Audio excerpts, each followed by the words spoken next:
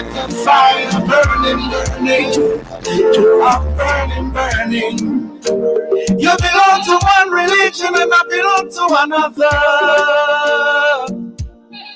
but we both belong to the human race. We won't run away. We will stay and fight for love till their minds change.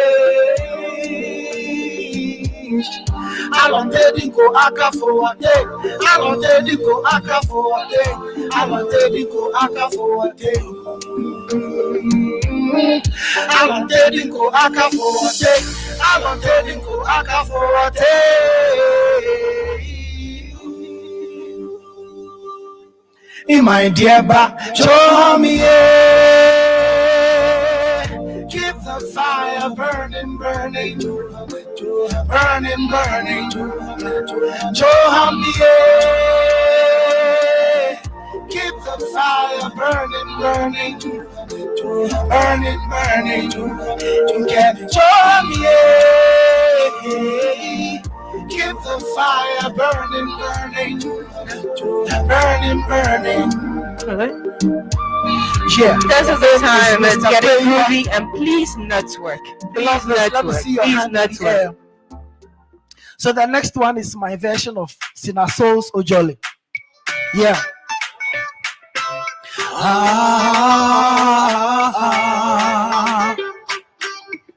Mr. Quaver.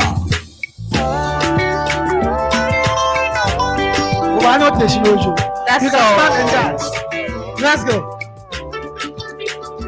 Okay, Shinjoli, Shinamo Epae. Namo Epae. Okay, Shinjoli, Shinamo Epae. Namo Epae. Okay, Shinjoli, Shinamo Epae.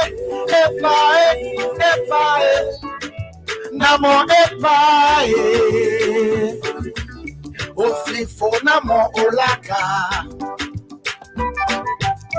Oya foshi ahun meno kemini. Oshim yoto na miake kwemene. Eja kenka plus and ehi. Wasanyo ya heni ojoba Anopalia kedomi embeshika. Yake koyi enoi. Shonupa yuake sumomofi shika. Nikaji onufu ekoboda. Kia ona titi na moto. Sakia ofu oya mama. Okay, Shinjole Ashinamo Epae.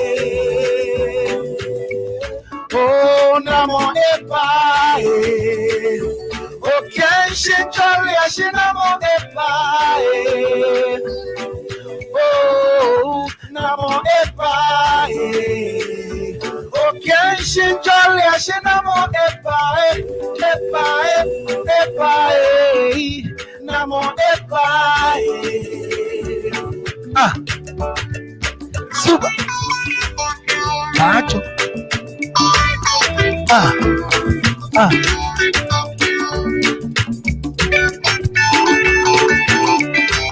This is high life music from Mr. Quaver. Ishin jolly, jolly, jolly, joy ashakole. Ishin jolly, jolly, jolly, motamo adote. Ishin jolly, jolly, joy ashakole. Ishin jolly, jolly, jolly, motamo. Okay, ishin jolly, ashinamo epae. Oh, namo epae. Okay, Shinjali, Ashinamo Epae. Oh, Namo Epae. Okay, Shinjali, Ashinamo Epae. Epae, Epae. Namo Epae.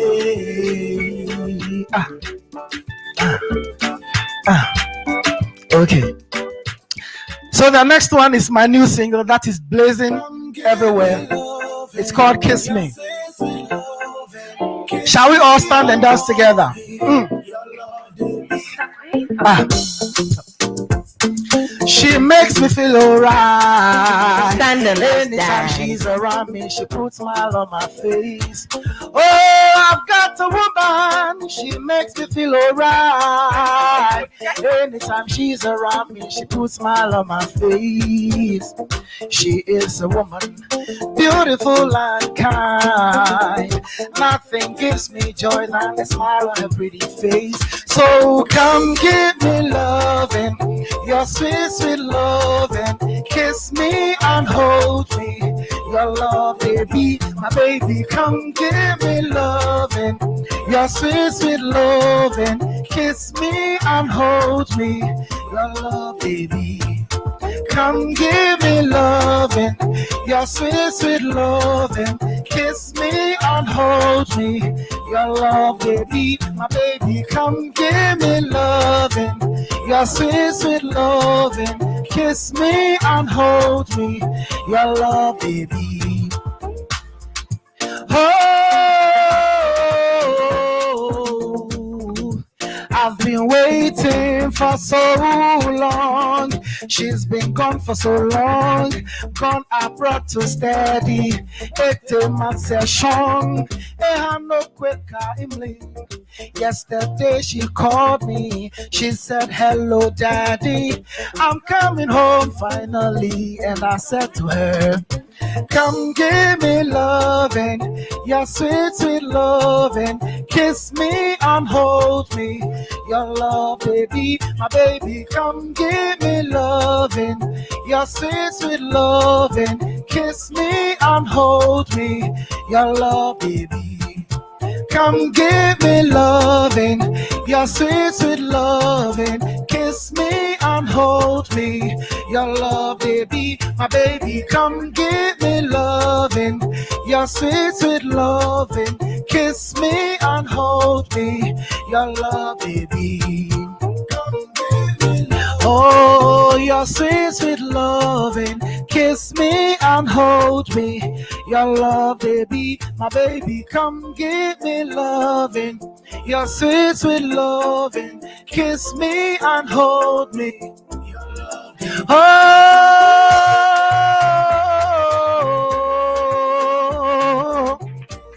I miss you so bad.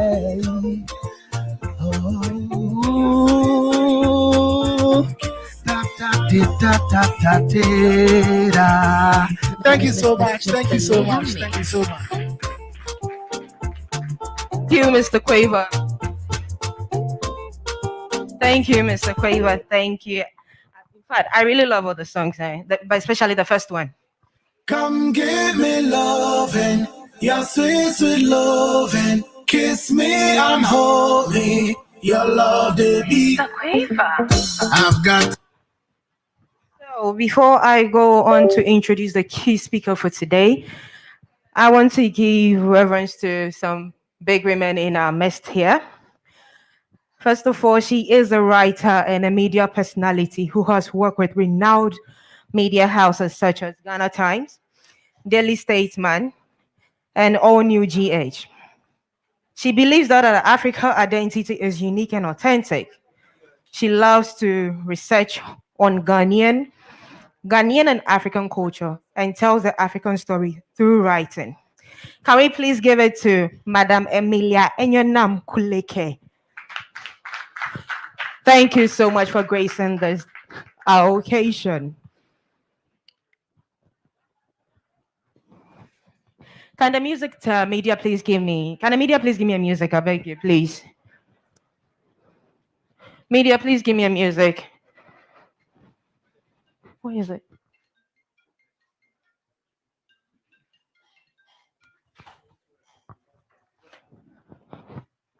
Our next woman is a mother and a CEO of Little Humans, Big Minds, a childcare consultancy and training hub. She is a Pan-Africanist, a liberal feminist, and a humanitarian. She is a mentor of this great hub, Ghana Tech Lab. Can we please give it to Madam Pamela Abbey? Thank you so much, Madam Pamela, for honoring our invitation. So to move on to my guest speaker, she is Todor. I hope I got it right. Born in Hungary and later moved to Ghana. Has immensely contributed to Ghana's beading legacy. Her works recognize and combine the unique energy and balance of many materials found in beads, resulting in both meaningful and striking compositions. Her work puts together a fascinating combination of rich tradition bead wearing culture with contemporary accessory style. Her key interest in bead, as well as her in-depth knowledge of them, has earned her a reputation as one of Ghana's most renowned and international recognized bead culture custodians.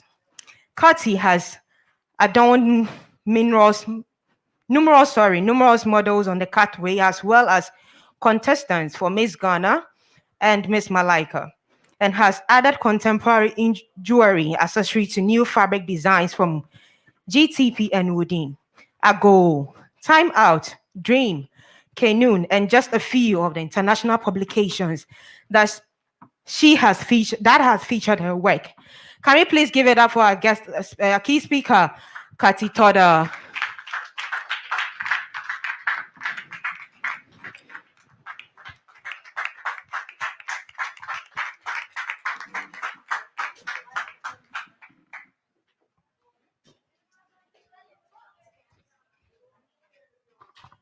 Is it working now? Yes, obviously. Thank you very much for your invitation. And I'd like to begin my keynote address with who else but Amata Edu, the legend of and the eldest of our writers. And I'm going to quote from this book, Ghana, Where the Beat Speaks. It was edited by me, but essays were written by Essie Sutherland Addy and poetry contribution by Amata Edu. And before we begin the book, she wrote an affirmation on beat. And it goes like, the story of beat is the story of time, of human life and history. The story of beat, my very dear child, is yesterday, of today, and ever. Well, when I was asked to deliver a keynote address, I said, do you have a few questions? How do I relate it to the young crowd? How do I relate it to the exhibition that you are going to pose and the beads that you used from my shop, Sun Trade Beads? And I was given a few questions. So actually you need a thorough account of beads in history. So they say, what is bead? So I wrote, and I will stick to the writing so that I don't run out of time. So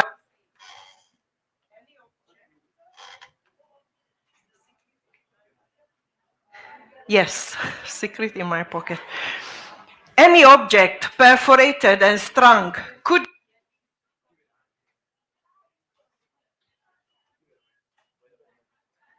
Are we on? Yes. Any object perforated.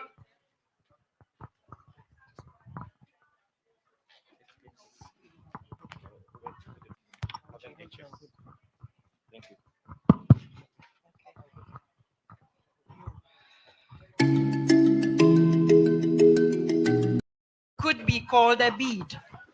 A shell on the seashore, a seed of a plant, tooth and claws of an animal, coral from under the sea, the seed of a fruit, elephant tusk, camel bone, cow horn, rolled and baked mud, chiseled rock, cast bronze or gold, and melted glass are all beads produced by nature and man. Geography predisposed people to producing different kinds of beads. For example, in Asia, pearl divers collect shells from under the sea and harvest the pearl, which are then perforated and strung as precious jewel. India abounds in agate. So agate and a form of agate carnelian beads were produced and traded all over the world for many, many centuries. The Mediterranean produced the much sought after coral. Even in Nigeria, where they don't harvest coral, it is a status symbol. It is a must to wear if you are anybody in society. South America and West Africa were best known for their gold ornament before glass beads. From time immemorial, man wanted to differ from others, to be more beautiful, to be braver, to be stronger, and to rule over many others.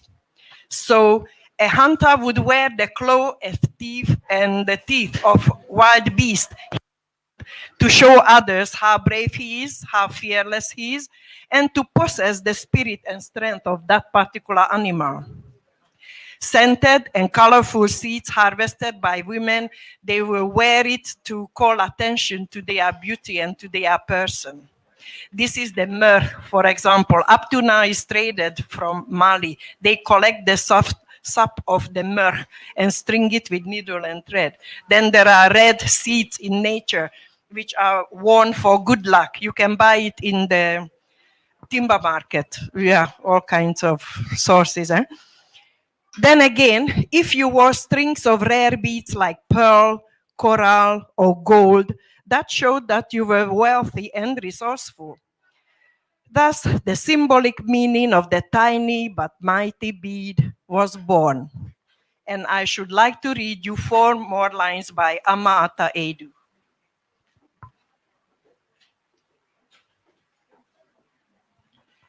It goes like, the nature of bead is a mystery.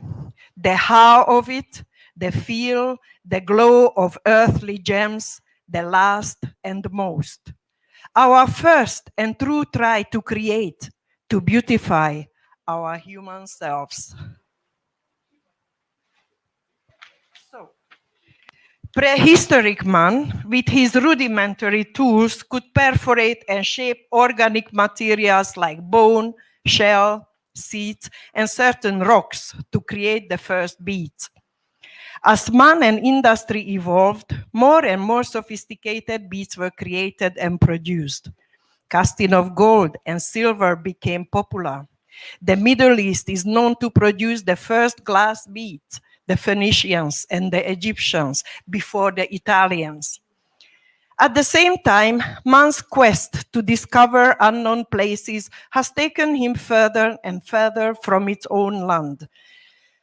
Yeah. Beads were there to exchange it to whatever new destinations had to offer. Barter was the way to trade. You can imagine in before modern times of transportation, caravans crossed the globe carrying beads, cloth, and tools. They crossed the Sahara just by camels and, camels mainly. And they invented a way of silent trade. Let me stick to my writing. And the silent trade happens when the traders who arrive put out groups of items and then withdraw. Then the native buyers will approach, observe what is being on offer, and put something against it, how much it is worth for them and what they have to offer. So, then they withdraw. Then the traders will come and examine what was offered in exchange for their ware. And so the negotiation goes on like that, and trading takes place without speaking language, without other communication. And then the conquerors of foreign lands got more aggressive. Demand for laborers was great from the New World in the Americas, and thus the trade in human beings became the slave trade. Beads were still part of the bargain, but we can't blame the beads. In our time, the variety of beads produced all around the world is astounding. Representatives of factories ship containers full of beads across the world. The so-called seed beads from China and India and former Bohemia, now Czech Republic, became indispensable in many cultures on the globe. In North America, the Indians will use those beads to embroider their moccasins, shoe out of leather, or their aprons, or their capes, or decorate their hair. the Ndebele and the Zulus in South Africa create fabulous story out of those foreign beads. And the Zulus will weave aprons, the ladies, and they send messages to their lovers through the various designs that they weave. It's so exciting, eh?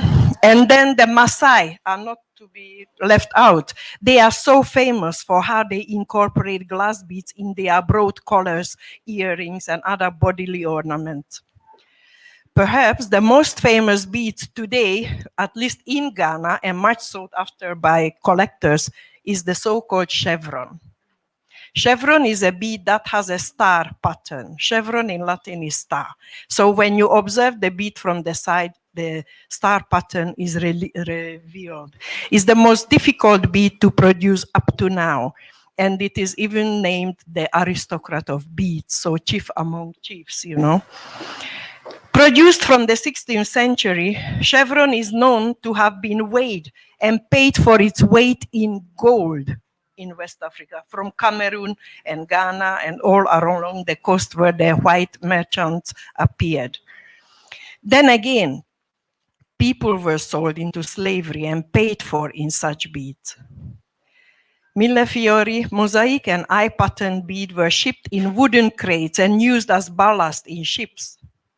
Such were the quantities of beads that found their way to this continent over centuries that collectors refer to these beads as African trade beads, though they were produced in Europe, but for the purpose of trading with Africa. Nowadays, websites are dedicated to this trade, and collectors chase beads all over the world to satisfy their interest. Since I landed in Ghana in 1979, as a wife, later a mother, I could not help but see how much beads were part of life. In Aquatia, where we first lived, on the Saturday market, I found beads sold by men. I said, wow, I don't even have a hole in my ears. And here in Aquatia, men are selling beads. What's going on? How come it's so important? Men have to claim the trade. And then I could see some of the beads were pushed out of my sight, others were pushed in front of me. And I said, okay, what's this? Not much English I spoke at the time. And anyway, I was doing macrame, using thick rope to create flower pot hangers and other home decorations. So I bought my first beads by looking at the size of the hole.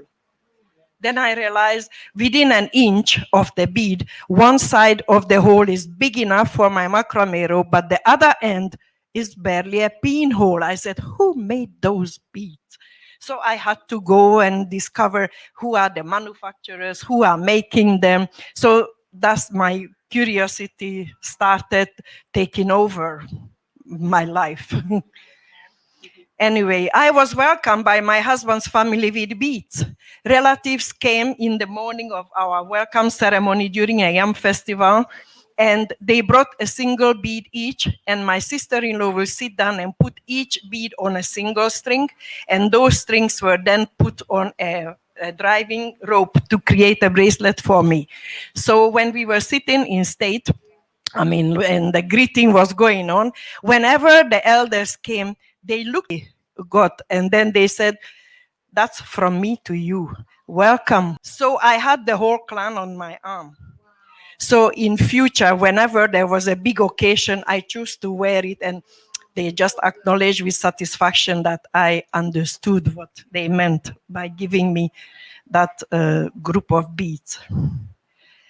Anyway, so over the years, it became my favorite pastime to follow the use of beads in Ghana. We moved from Aquatia, came to Accra. So I started going to Tema Market, to Makola. Agbogloshi was nowhere near these days, but Tema Station was the place. And when Muslim traders met you, they came to your house without any problem. Whether you buy or you don't buy, by all means you buy something. So we became to each other tea buddies and bead buddies.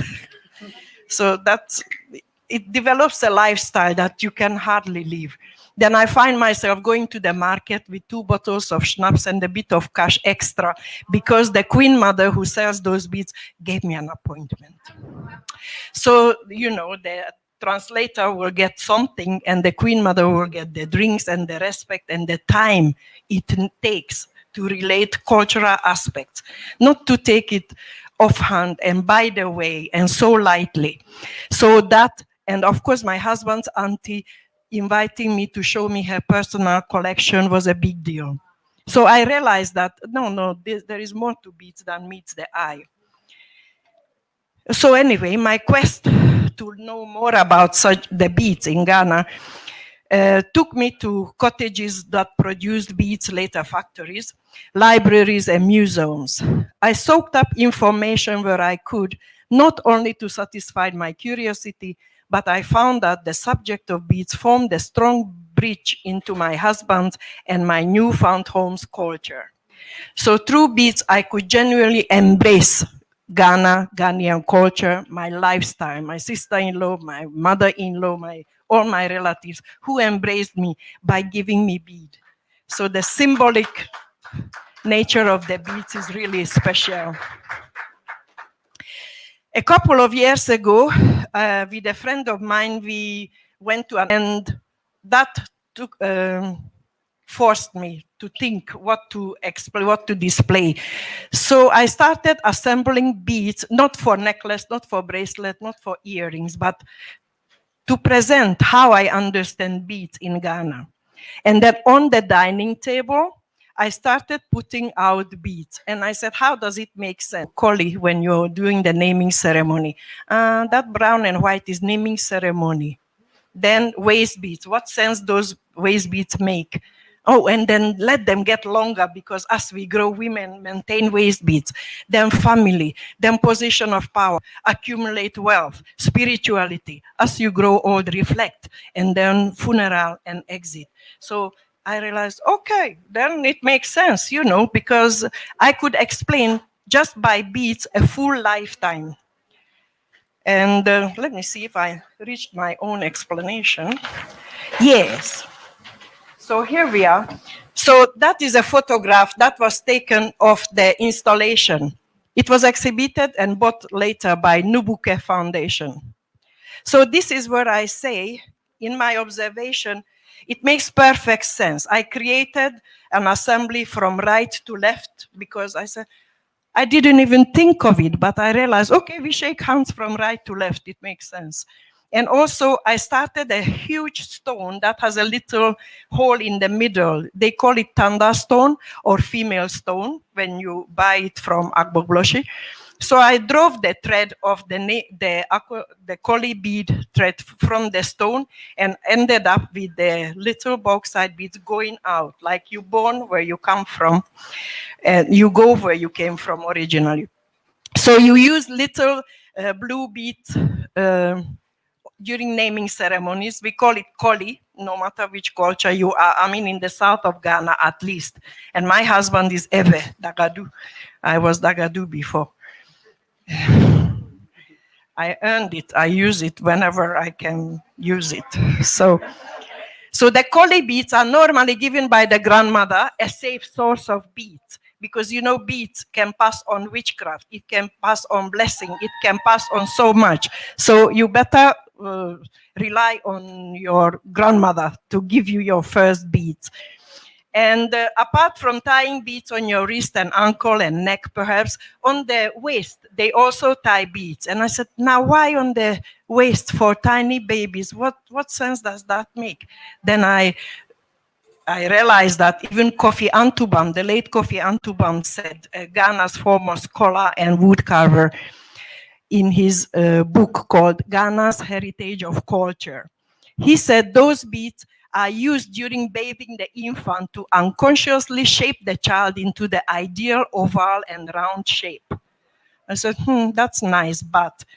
And I observed, in addition, in the villages, before the plastic-headed safety pin, before Velcro, before throwaway diapers, they folded like flour sack or clean cotton into a long rectangle, several layers of rectangle, and slip it under the bead and slip it under the bead at the back. So you had a diaper on the child for night, for transporting the child and containing the child's elimination. So it's like, whoa, now that makes proper sense. And I said, so what if the child grows and the bead? They said, no, no, no, no, no. This is a joyful occasion for grandmother to sit and add a few more beads, because to everybody's satisfaction, the infant is growing beautifully. So you know that if that infant, the original waist beads are slipping off the buttocks, you better check whether there is diarrhea, whether the child is drinking or eating. So it's a health checking device, it's a weight checking device, it's love, it's everything. So I said, now I'm satisfied. It makes perfect sense to put waist beads on infants. And of course, out of this belt ideology, when women grow, they maintain the habit of wearing waist beads originally to hold the loincloth in place during their menstrual period, right? And it became just a habit. We don't have that need again. But adult women use it again. Oh, I buy expensive waist beads, Kathy, bring me what you have, the best, because when I tie it on, I can't put on weight. It's too expensive. So that's my weight checking device. If it's tight, then I have to skip dinner until it's loose again. So, and men, of course, is an aphrodisiac. It always has been, and now too. And so much, waist beads are so much in fashion. And I say the young people do everything. Even my own daughter, when he was very young teenager, would wear it, you know, it was low jeans, cropped top, and in the middle, the bead. But when we go to the father's hometown, come and see, everybody's trying to tuck the beads under the trouser. They say, why? Because it's supposed to be private. If in the village somebody can say that this woman is wearing yellow and blue and white waist beads, 3 strings, it's trouble. You've been too close to that individual. So it's just amazing. Even mother-in-law may not wear anything top. You know, all ladies, they go free and then they have the cloth, but they certainly cover their hips. And you certainly don't know what beads they are wearing. Well, let it be a fashion. There is evolution going on. We cannot exclude beads from evolution. It happens, it did happen, it happens, and it will happen forever, I think. So beyond waist beads, in adulthood, this is an arrangement I used to replica the beads that I received from the family during my welcoming. Then you can see a beautiful pompon bead that Krobo girls use during their puberty initiation on the upper arm, not to mention tons of beads that the family will put on them during that ceremony. But that's another full subject.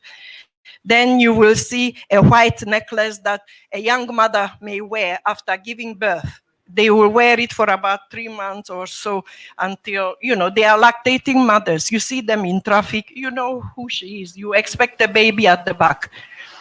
And so forth and so on. Waist beads turn into anklet or bracelets by young girls. When it's torn, then they will do.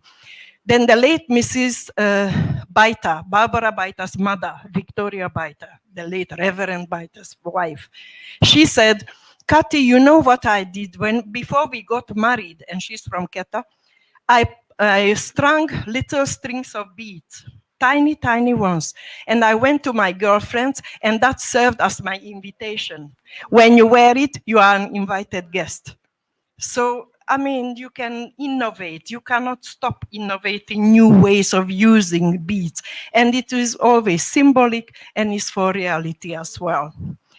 And as you grow in society through your own ambition or through tradition by appointment, you become a person of substance in society, somebody to reckon you with.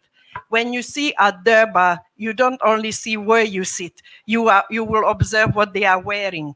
And they will always be adorned from chief to queen mother to advisors and friends of the court with rare and expensive beads. Some will be, and often it will be, the so-called African trade beads that I referred to before. because they are rare and expensive, be rich and resourceful to afford them. So that's your insignia of who you are. And in my arrangement, I said, big man, big woman you may be, but you are born on earth to this tradition, work you must. So I created a few lines of green beads because green is the color for harvest, for nature, for tilting the land for me. And through the sweat of your brow, and if you are a teacher, then you teach. If you are a chief, you rule. If you are a banker, you go and work in your bank. If you're, so work you must, no matter who you are. You have to perform something on this earth to further you yourself and the people around you. And then you can harvest. You enrich your tradition, you harvest your cocoa, and you accumulate wealth. I marked accumulate wealth here with coins, beads, and cowries. You know, the beads, they could also be the pension scheme of ladies. When in their young age, they have disposable income, often they will buy beads, valuable beads, and put it down. And decades later, when they find it difficult to go to the farm or work or whatever, they sell those beads off as the need demands. Other old ladies in a culture that needs a lot of bead on occasions, they will lend those beads for money. So the bead becomes an income, a so-called pension, informal pension scheme. And then coin is obviously the money, and the cowrie, you know the name of cowrie in Akan is cedi. So after independence, Ghana government, in its wisdom, named the new currency cedi. And it makes perfect sense and relate to the cowrie. Unlike the cowrie, we think these days is related to witchcraft. So it's also controversial because I have a young colleague and she said, hey, my grandmother I cannot be caught dead with cowrie in my weaving because I have it. By the time I wake up next morning, it's not there. I said, what's going on? She said, my child in this house, you wear cowrie. So it's like, okay, so different age, different feelings. But African Americans, when they come, they begin with cowrie. So it's like, it's symbol for so much beyond money, but cedi is our currency and we have it for good, right? So after growing up, accumulating wealth, working your heart out, spirituality, I show it with colors of what the voodoo priest would wear, blue, white, and red. Often the red will be coral, a natural substance. White will always be elephant teeth or bone of something natural again. Only blue remains the collie bead, which is water. So they have blood, they have bone, they have water, and the symbolic meaning of colors. And this also agate, and I put a bronze chameleon there because in spirituality, chameleon is called upon for adaptability. Adaptability is a big plus in our lives. And of course, in extreme cases, they will go and call on the medicine of the chameleon to pass border, to pass exam, not to be noticed, to blend in. So it translates in many ways into how you think about yourself after applying the medicine. So that's chameleon for you. And as you grow old, you are about to complete your circle, you reach an age where you tend to reflect. At least that's when wisdom is displayed or applied or developed. And I used a Sankofa heart to show that it's no taboo to learn from your past, to fetch what was good in your life. And I marked it with an old bead called Akoso. Akoso is one of the oldest beads produced in Ghana by Ghanaian, for Ghanaians, and cherished. It is as expensive as any of the trade beads. So I think on reflection, true value lies in what you produce, what you can make, what you like, and what you produce. And also the old blue color appears in old ladies as a permanent jewel, and they start wearing white. They no more dye their hair. I see my mother-in-law in front of me as she was growing old. And a little brown necklace, which is bauxite. In the world, only Ghana makes beads out of bauxite. there is lots of things going on about bauxite, but Ghanaians in Abompe, Kibi area, they go for the ore, the young men bring it in baskets, then they dump it in the middle of the compound, then they will break it into smaller pieces, then get on the table in front of people, the lame, the old, the young, everybody can take part in producing bauxite beads. Then one person will have the drill who will drill each little fragment, and they string and grind and take it to the market. So bauxite. But for us, it's like a red bead, and it's a mark of a sign of mourning. Not when it is a huge bracelet, then is insignia for status. But when it is a tiny bead around your neck, oh, you are in mourning. And as you grow older, as you bury your eldest, then you start burying your contemporaries. It becomes your permanent fixture until that mourning will drive you out of life, and then a full-blown funeral will take place with the red, the black, and the white beads. So that explains, and that concludes my observation of beads, but thank you. Just a few more words and one more poem. So all of my experience gains meaning when young people show keen interest, such as you have today. And I realize that in many families, there are less and less chances to pass on certain knowledge and customs. I am happy to be that auntie whom you come to learn about beads.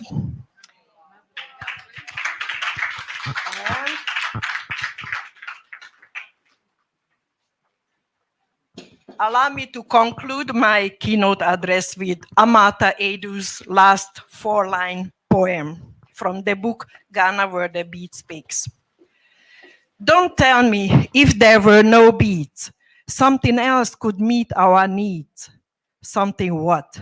Something where? Please, keep it there, even if it's rare. Thank you.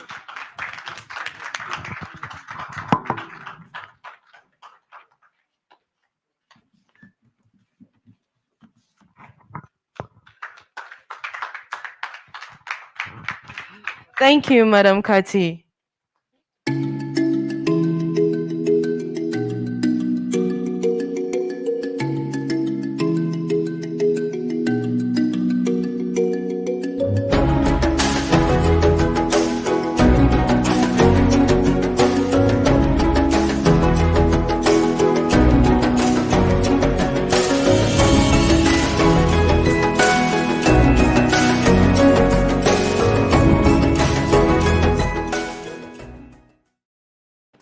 Okay, first, let me go to Kwabena. Can you please tell me what you learned?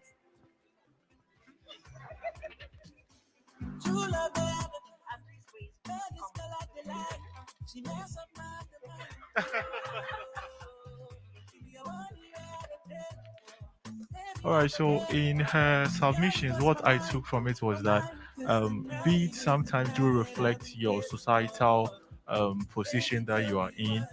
It could mean whether you belong to a royalty class or you belong to the trading class, whichever social stratification that we have, there's a reflection of it through beads. And that's one thing that I took from her presentation.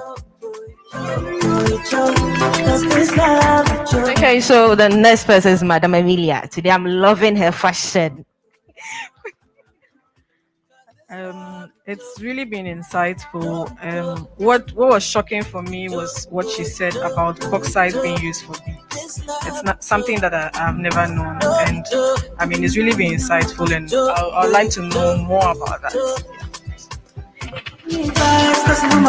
Madam Kati, be expecting us at your office very soon because we'll be trooping in. Auntie Pamela, please, it's your turn. All right, so I love beads as well. I have waist beads. Okay, and my 2-year-old, I put some beads around her waist, and then she starts shaking it. I don't know what happened, but I thought she loved what she had on her around her waist. And hearing all these from you, I think we Africans, we need to go back to our roots and learn about these beads, the history of beads and beads making. Thank you so much for sharing this. Thank you, thank you. The young ladies think I won't come to them. I will come. Hey, where is this lady going to? Okay, don't Alice. Tell me something. Something you learned. It could be just one word. Okay, I would say I actually didn't know they are in stages. So it's really a best enough learned from you that these are in stages. Thank you. Okay, so a quick one. I have a free gift. If you are able to get me 10 materials that we can make out, no, 10 a dozen. Let me give you five. Five that we can make beads out of. Five. Pet. I have a present for you. Okay, Asasi. Okay, glass. I said I want five, oh, not just one. Five. Come again. Glass, clay. Uh huh.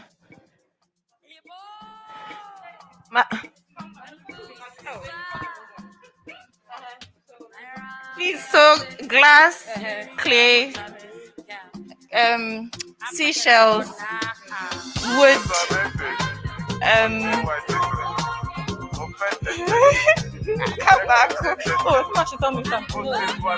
And and and and metal. Five. Don't worry, take your time. Okay, so Beatrice, can you please help me with the present? Ceci, please come back. Yeah, open it. So Ceci. Okay, so a mug from Bra Africa, and then it has the logo on it.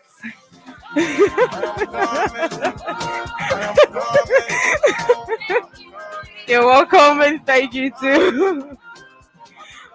Okay, so we have some photographic exhibitions here. But before, I would love to call a lady I see as my mentor, but she never knows, Aunt Amelia, to please help us do that. Thank you so much. Bra Africa team, I would really like to applaud this initiative. You know that culture is something that is really on my heart, and it's something that, I mean, I've been a very cultural person from birth. I've brought up in a home that, teaches you to appreciate your culture. So I'm really proud of you for what you've done. So Bra Africa team, as they put this event together to bring us together, about to learn about bead making, they've also put down a very, very spectacular exhibition of art pieces that tell the bead story. So I'd like to invite all of you together to unveil the art pieces so that we can and appreciate what they have for us. So the team who is around to outdoor some of the art pieces, we have them here at the left hand side. Bra Africa team.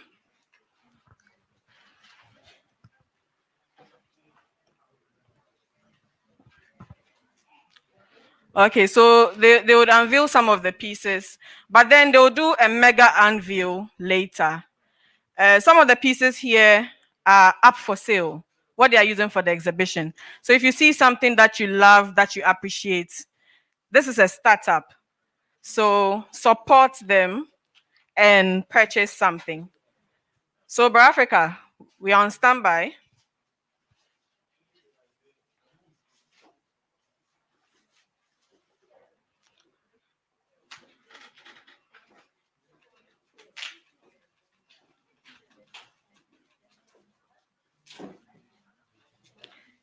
Mind you, most of the things you are seeing are concepts that they have put together themselves. That's why I say I'm so proud of this team. It's a concept they've put together themselves. Being a media team, they put this together. They've put out the photography and everything, and now you have them as art pieces.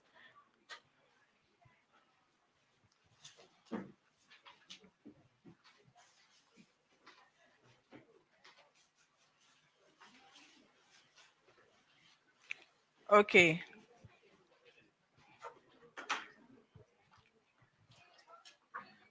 Can we give them a round of applause? This is awesome. This is awesome.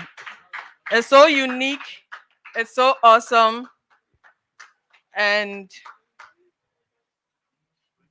it tells different stories. As she said, it's beats is in stages.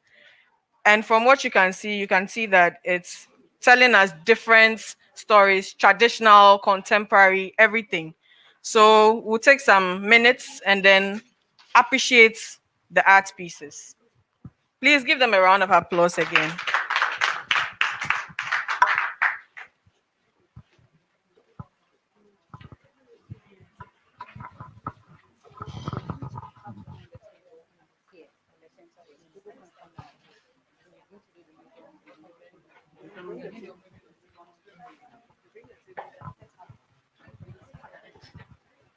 So they'll have a mini exhibition in the middle of the room, and then you can go around and look at some of the pieces.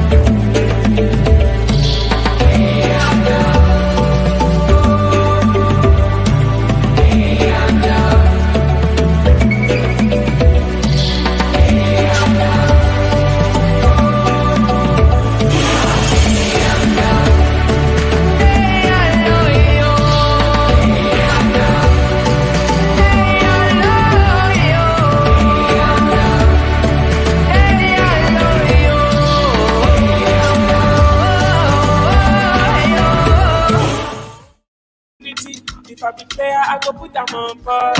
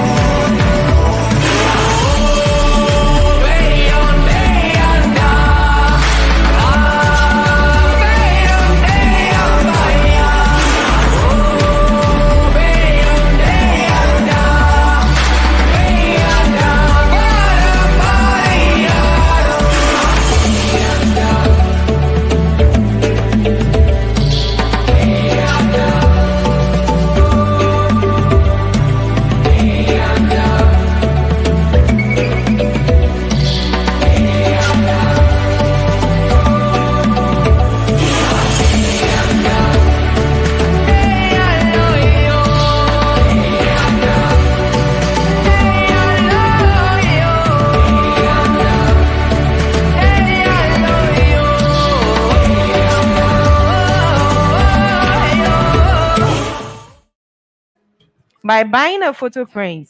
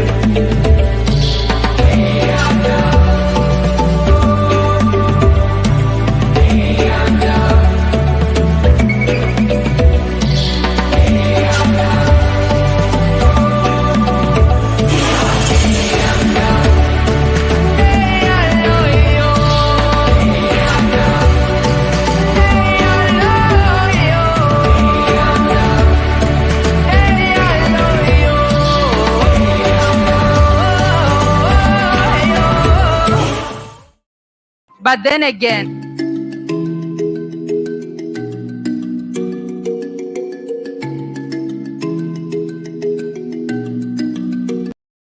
Kwabena, I want Kwabena to guess. Kwabena, take a quick guess.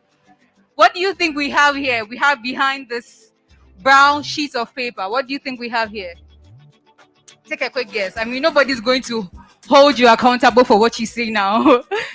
Feel free. What do you think is behind this?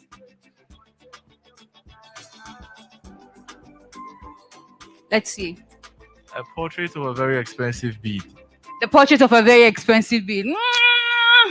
Okay, it's close enough. Anybody else? Anybody else wants to take a wild guess? Okay, let's have Alice try. Take. Okay. Yes, I mean, today's occasion is centered around exhibiting and talking and portraying the wonderful, beautiful beads we have in Africa. But I would like to ask if you can take a quick guess. Is it a picture of a dog? Is it a picture of a cat? Is it a picture of a furniture with the beads lined up in it, portraying or depicting the story? Is it the picture of give me guesses. Is it a picture of a nice gentleman, a fine black man, and adorned in beads? Is it a picture of a wonderful, bright, amazingly beautiful woman adorned in beads? What do you think is behind this great masterpiece? What do you think the masterpiece for today is? Anybody? Yes, Alice.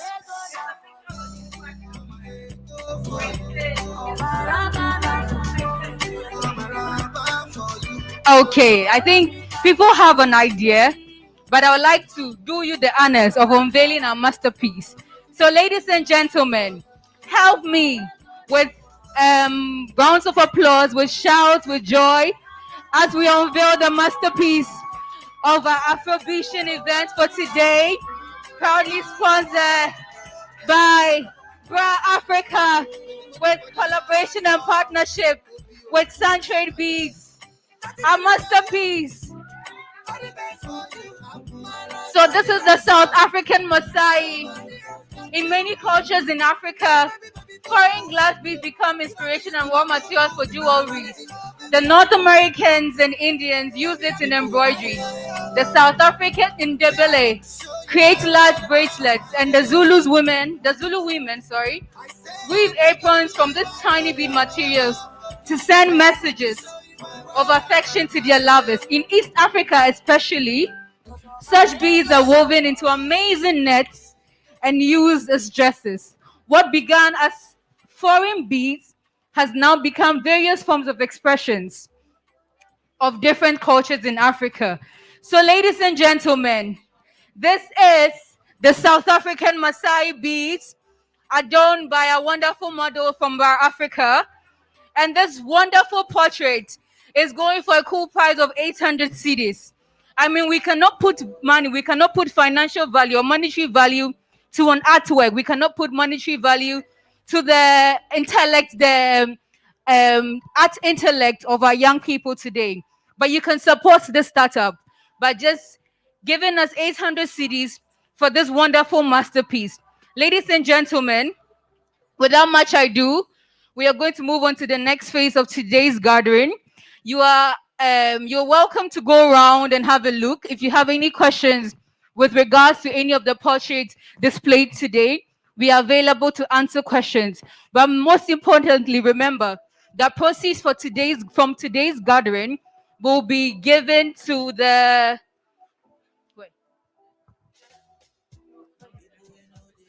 Proceeds from today's gathering will be given to the pediatric ward of the Ghana Police Hospital.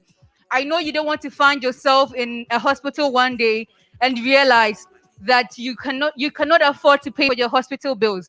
Many women in Africa, many women in Ghana, many women in the unfortunate parts of the country, the urban areas, are not able to pay for their hospital bills. And this is going a long way to help them lead a comfortable life, to help the pediatric ward, to help the future generation of today. So no amount is small. Go around, make your donations, and help make the startup the prospect of increasing and the prospect of growing and scaling up. Thank you all, ladies and gentlemen, for coming today. Okay, enlisted as part of the art materials on display today. It's a book by, it's actually a collaboration of wonderful writers or authors in Ghana. This book is titled Ghana, Where the Bees Speak. Technical. Please, please, please don't let this steal away the fun we are having here. Let's just concentrate here. So this book, so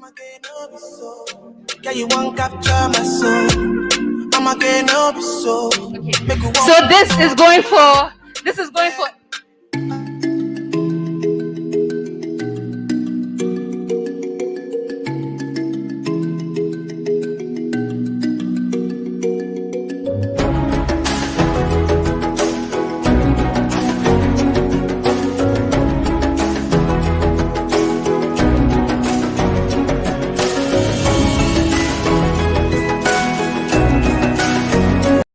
from an African, you hide it in the book. Let's prove them wrong. But Africa is all about changing the narrative, telling people that we in Africa here, we in Ghana here, being a country in Africa, are different. We stand out. We value knowledge. So this book is going for cool 85 cities. Don't tell yourself that you do not have money. You have money. If it's important to you, I believe you will acquire it. So it's on display also. It's for 85 cities. This wonderful portrait is going for a cool 800 cities. We have the medium-sized portraits also going for. This wonderful portrait is also going for cool 500 cities. It's a cool 500 cities. If you want to know the stories about each portrait depicts a story. Each portrait is telling something. Each portrait has a story to unveil. So please, you can, as we network, you can follow us through the slides to catch up on the wonderful stories that this portrait is trying to tell we as Africans, to help us appreciate our background, to help us better understand and appreciate our culture, and to help us better relate with our roots. So ladies and gentlemen, I would like to call upon Alice, the MC for today, to take over from me to let you know what's next for today's event. Please let's give it up for her. Please let's give it up for her. Let's not die down the zeal and enthusiasm we started today's event with. Thank you. Okay, so there's a good news. Africa, are you in the house? Okay, so we have a good news. The beggars and the masterpiece of our portrait has been sold. Okay, it's been sold. Our beautiful portrait is going. And we say a very big thank you to our Ghana Tech Lab because they are buying it. Thank you so much. You've supported us from day one, and tonight you're still supporting us. We say thank you. Pick up your chest, I swear. If you don't get money, they kill like there. When I face my fears, there's nothing I can't do from here. Okay, so there is a late. Okay, so Madam Kati want to clarify something here, so I would like to welcome her to clarify a little bit about something that was said at one of the beats.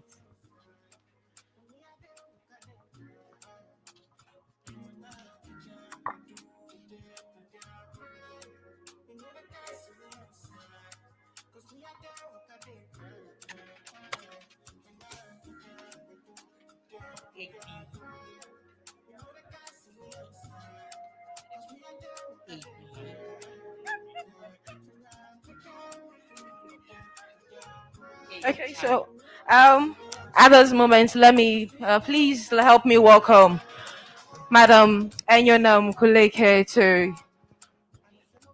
to say something a little bit about startups and how we can scale up to encourage us also as well. Thank you very, very much.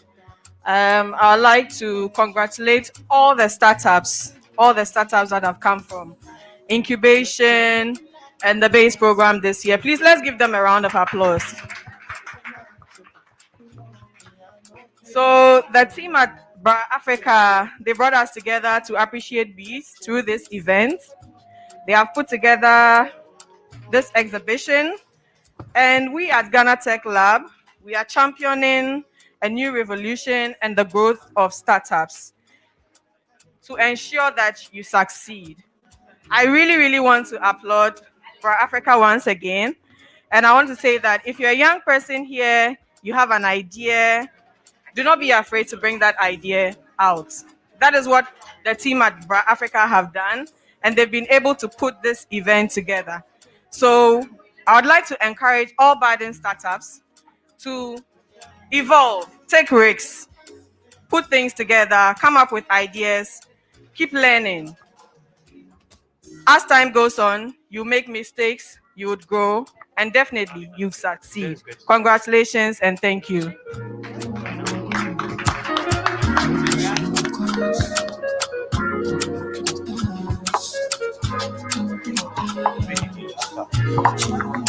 Okay, so at this moment we're going on a break, and please you can move to the table and have something. And please let's network as well.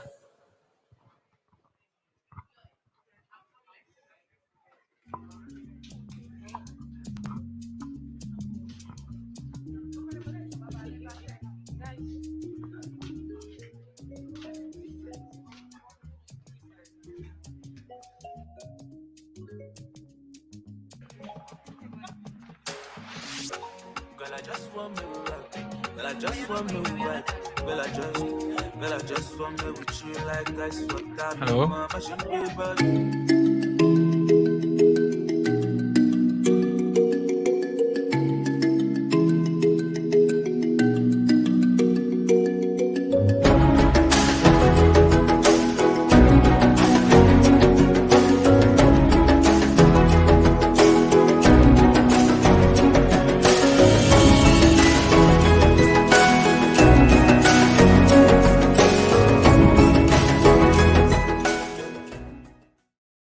Break, so please have something.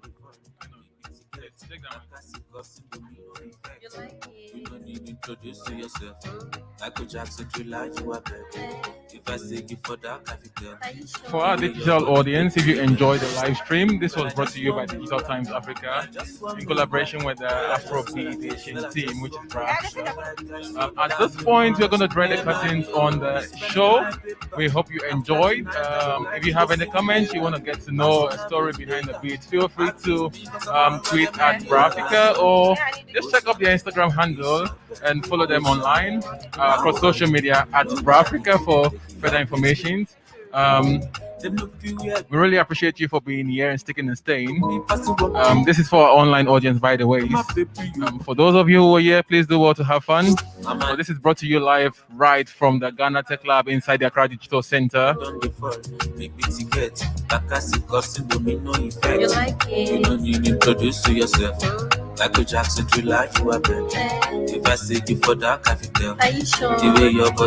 A quick thank you to the organizing team. At this point, I think I'm going to have to hand over to Dorcas to quickly give us a brief about what is going on inside the Accra Digital Center, where this event is being hosted. Where's Dorcas? Hi, Dorcas. Yeah, are you ready with your interview with your people? Where are they?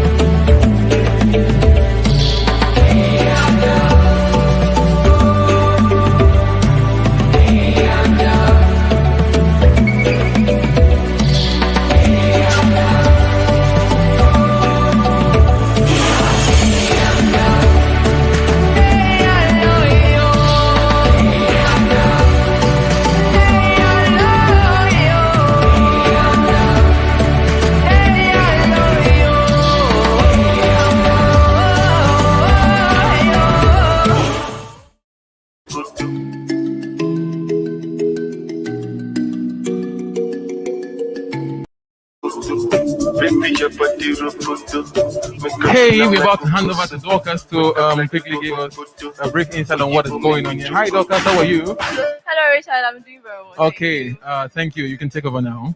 Hi, Mohammed. Hi. Hello. First of all, I want to congratulate you on your event. It's a very beautiful event, by the way. Can you give us a brief story of this portrait? It's very beautiful. Okay. The portrait you're looking at, if you look at the beads that the model is wearing, they are made of very, very tiny beads that have been strung together to form this colorful bead that we are seeing. And they were inspired by South African artists, and it's used to show like beauty, right? It portrays the beauty of the wearer. Okay, so do you have any other plans aside this event? This is your very first event, right? The AFROBEADTION 2021. So do you have any other event plans aside this one? Yes, definitely. We are planning to. This year we looked at beads, and maybe probably in the next couple of months we are going to look at another part of African culture. It could be food, it could be business, it could be creativity. So yeah, you guys should look at for us. Okay, so looking at the current pandemic that we are in right now, how do you want to make your events? Okay, how do you plan on holding this event and then making sure that you are also being in line with the COVID-19 protocols? Okay, so today we if you look around, the setup was done to conform to the COVID-19 protocols actually, and people actually observe the protocols. If you look around, I'm in my mask right now, and there's sanitizers around, and so from here.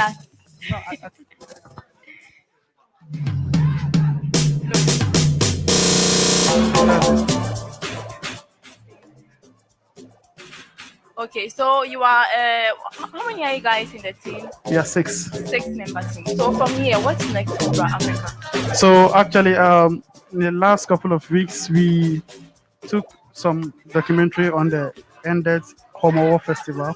So we are working on that video, and we will plan to unveil that one as well, like in a premiere form. So that's the next thing for Africa. So does it mean you deal in just festivals and events like this, so we should expect more from you guys in terms of African culture and tradition? Yeah, definitely. We are now starting, so we start small, and then we build upon the sources that we have. We're actually not going to limit ourselves to Ghana. We will actually try to travel outside. We were planning to go to Senegal, and the woman mentioned it today earlier, and that's a good idea. We will look at it and then we'll do that. Okay, so are you looking forward to having any future partnerships with other institutions as well that are doing something similar to what you guys do? Absolutely, yes. We are actually trying to partner with spaces like the Ghana Arts Culture Arts Center, and some other there's a place called This is Accra. They are also into Africanism, so we are actually going to try to partner with them and see how we can all advance the good things about Africa, basically. Yes.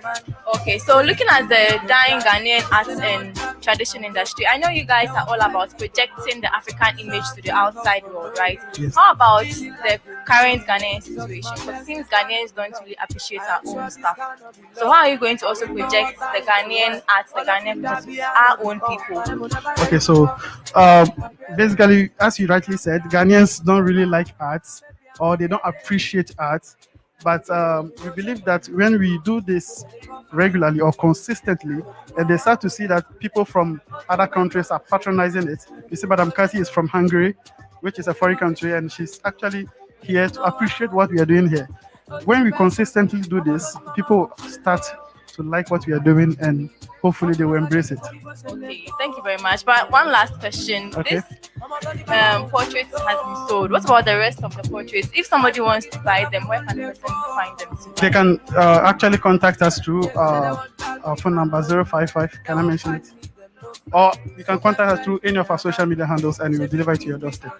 Thank you very much, Mo. So You're it's nice welcome. speaking to you. Thank you too. And I'm handing over to Richard to.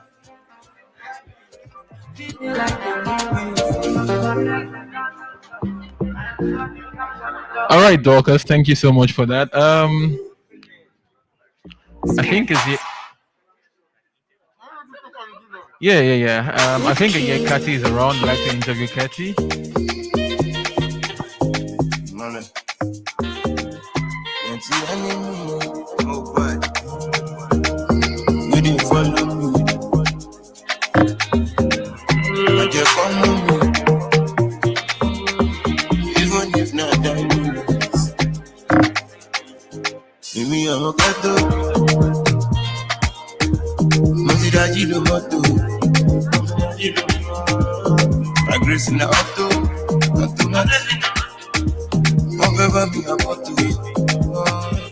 In a few seconds, we are going to take a short interview with Kati. I think her name is Kati, right? She is in charge of what? Oh, okay, Sun Trade Beats Limited. Thank you so much, Kati, for making the event. Right about now, we're going to hand over our correspondence on the at the venue, who's Dorcas. Where is Dorcas again? We're ready for you, Dorcas. I don't break I don't go my no fire. I know there is a day, all my pains will go away. So then I'm party away. I know there is a day, all my pains will go away. So then I smoke it away. I feel good, fine. I'm a yummy mother, no fine. I feel good. Hello, Kati. Hello to you. Yeah. Hello, Kati. Nice to have you here. Thank you. I'm the CEO of Kati Beat. Kati Torda, I'm a designer, and Sun Trade Beat is my company. Can you please tell us how you got into making business? Let me clarify. I'm not making beads. Sometimes I do out of curiosity and with business, but jewelry designing. Bead making is what the Krobo masters, the Ashanti casters, they do out of bronze, or the ever ladies of clay. They make beads. I make jewelry out of the beads made in Ghana. I started when I came to Ghana first to decorate my macrame handicraft work. So 40 something years now. Yeah. So what inspired you to get into this business when you came down to Ghana? I thought you got it from my speech that since I became a wife of a Ghanaian man, an ever man, it was straightforward. I got attracted to the meaningfulness of beads. Okay, so Brown Africa is a startup that's trying to project the African image to both Africans and then the world outside as well. So what made you decide to support an event like this?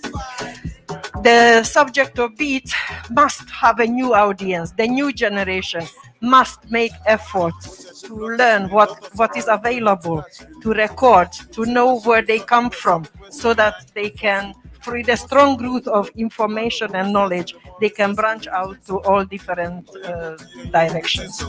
So, in let's say 5 to 10 years' time, do you see the bead or the jewelry designing business as a boom in Africa? Looking at how the direction is going now. I hope yes, because Kenya is known for bead jewelry designing. Why not Ghana? We produce beads. Why not? We have to make more effort and more young people, and a very healthy competition must take place to evolve the designs. Yes, I do see it happening. Okay, so based on that, how do you think we can help to propel a move like this, as in get more youth into the business, get more youth to accept bead and jewelry designing as a viable venture or a viable employment? So long as it's a fashion and there is a demand of all walks of life, high society as well as the ordinary man, or in traditional culture, there will be a need for it because it's in focus. And as we have soap making, bread baking, batik making, now the bead jewelry design could be the next venture where young people can be attracted to make a small investment and make a steady income of it. So what impact do you aim to have personally as a jewelry designer on the industry and other young people at large? I hope to inspire others and see that even when you are not born into this culture, spend enough time and dedication, you can make a comfortable living and you enjoy the subject that you wake up to work with every day. What do you have to tell to other young people out there who might want to get into the profession but are not too sure of whether or not it's actually lucrative? Because there's this perception that this kind of occupations are for people who are in the rural areas and stuff, not for people who are like that educated. So what do you have to say to such young people? Such young people in the city? In the cities. Well, obviously, beads are in fashion. And when you go on the Instagram, you know that. You don't need to convince them. There is a word for, if you do bracelets only, there is a market for it. If you do waist beads alone, there is a market for it. You can have a market stand, you can have an Instagram page. All levels are available for designing and selling your jewelry. Thank you. Thank you very much, Kati. So it's nice speaking to you. Thank you so much, Dorcas, for bringing us such insightful information. Right about now, we are about to draw the curtains on the show for our online viewers. Hope you guys are enjoying, you're having fun. Let me just give you guys a few tastes of the music we are enjoying in house. It's lunch, and for the people in here, they're all having lunch. Every Saturday. A big thank you to the Africa team for organizing this. And for all of you wondering why Digital Times Africa is part of this event, we support entrepreneurs, support startups.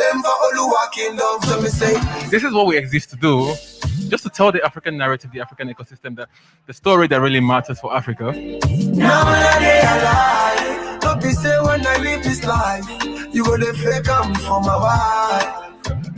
Celebrate me. Now when I day alive, appreciate me.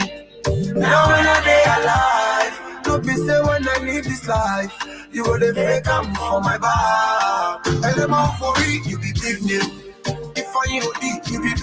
If you want Afrocentric insight around technology, innovation, and entrepreneurship, you want to visit www.digitaltimes.africa for all the latest news updates you can ever get around the African ecosystem.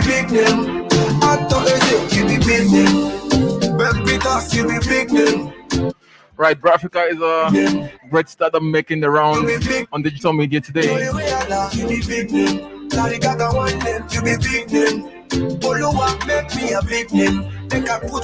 And if you want to get to know more about the beads industry in Africa, in Ghana, Sun Trade Beads, for which Kati is the CEO, would give you more information, more briefs on that. Stay with us. Don't go nowhere. We bring you more events like this every time, every day, to the best of our ability.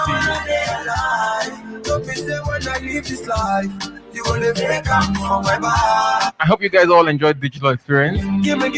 This is a wrap from us. Digital Times Africa is the name. Right now, showing on your screen is a way to access Digital Times Africa. You can read about African innovation news, insights, and everything you need to know about on the African technology space and the business of innovation in Africa.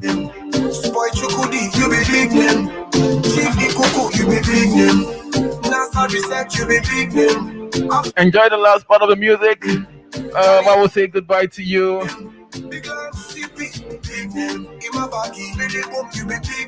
Oh, by the way, a quick acknowledgement to one of the guests of honor, Emilia Kuloke. She did great by giving us the addition. We have Mr. Prince Safo in the house. Prince, would you like a word with us, Digital Times Africa? And thanks to our correspondent Dorcas Obinewa, also bringing us a live insight and update from the AFROBEADTION 2021. Thank you so much, and bye-bye.